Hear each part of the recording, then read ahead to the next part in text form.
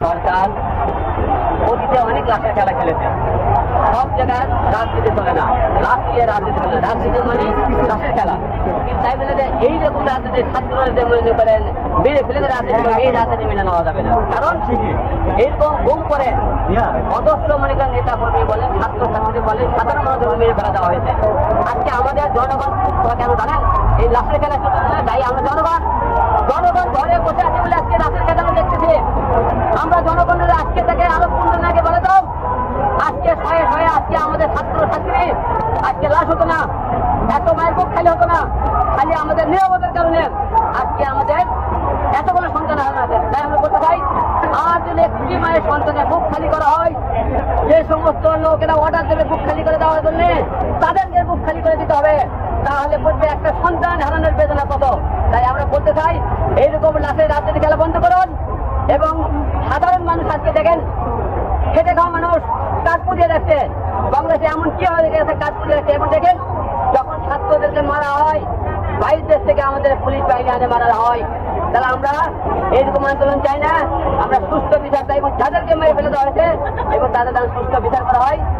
আমরা জানতে চাচ্ছি যে আমরা কি স্বাধীন দেশের নাগরিক? আমরা যদি স্বাধীন দেশের নাগরিক হই, তাহলে আমার এত এত মায়ের বুক কেন খালি করে দেওয়া হলো? কেন ছাত্রছাত্রীদের বুকে গুলি করা হলো? কেন একটা স্টুডেন্টের গায়ে হাত দেওয়া হলো?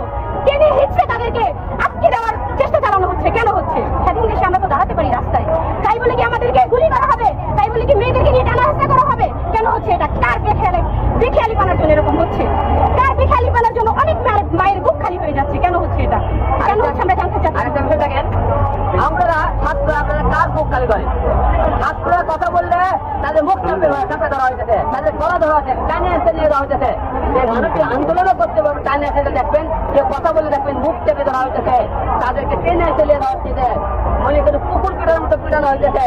এটা কোনো রাজনীতি খেলা হতে পারে না, এটা কোনো মনে গণতন্ত্রের দেশে সাধারণ মানুষ এইভাবে চলতে পারে না। আপনারা এখনো যারা জনগণ ঘরে বসে আসুন, এখনো রাস্তায় আসুন, আপনাদের সন্তানকে পাঠান, এই দেশ পাঠান।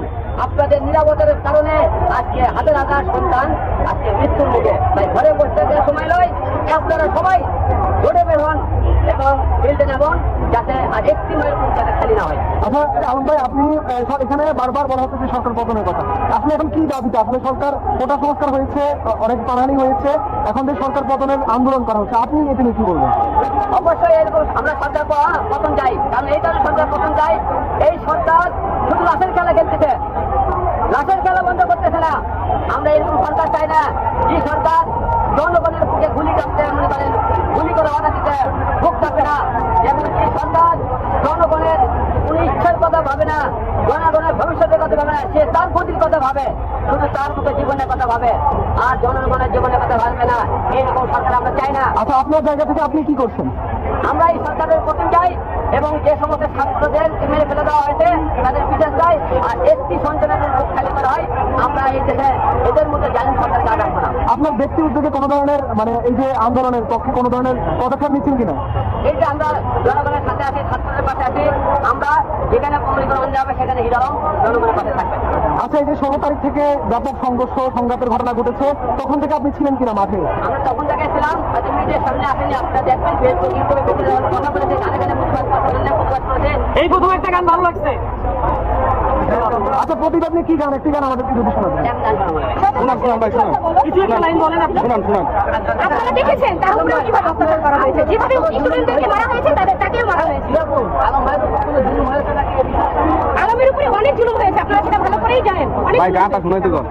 আমরা সবাই জানেন সেভাবে কোনো চাপ আসছে আপনারা সবাই জানেন হিরোর চাপ আছে এবং হিরোর চাপগুলো আগে থেকে চেষ্টা করেছে, হামলা করেছে, কিন্তু মারতে পারেনি। এখন বেঁচে আছে আপনাদের শুধু ভালোবাসার কারণে সামনে থাকবে। আচ্ছা, আজকে যে আন্দোলন আছে, নিরাপত্তাহীনতায় ভুগছেন কিনা বা কোনো ধরনের শঙ্কা আছে কিনা? না, মৃত্যু ভয় কিন্তু রাস্তায় নামা দেবে না।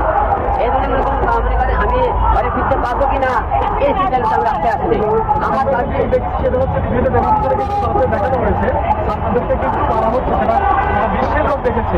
সেক্ষেত্রে তারা সরকারের ক্ষমতা অনেক লড়াই লড়েনি। সেক্ষেত্রে আপনারা চলচ্চিত্র শিল্পীরা আজকে আমাদের এখানে কর্মসূচি গ্রহণ করেছেন, আপনারা কতটা গ্রহণ করবেন? মোবাইল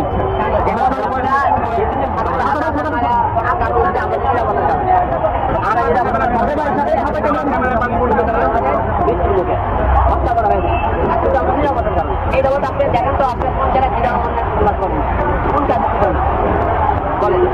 আলম আগে থাকে অন্য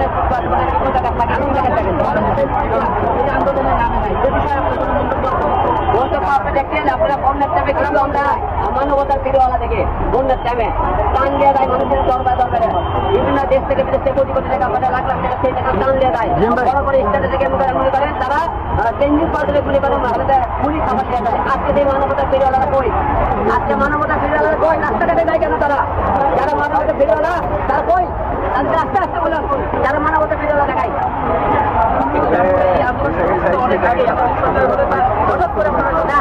আমি অনেক আগে থেকে ছিলাম